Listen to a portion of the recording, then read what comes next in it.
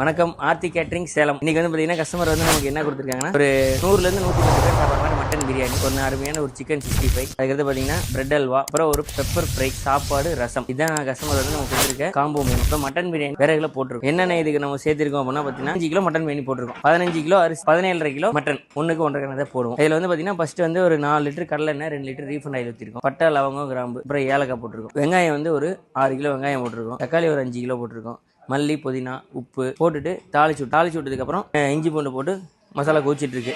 பார்த்தீங்கன்னா உங்களுக்கு தெரியும், நல்லா அருமையாக இருக்குது மசாலா.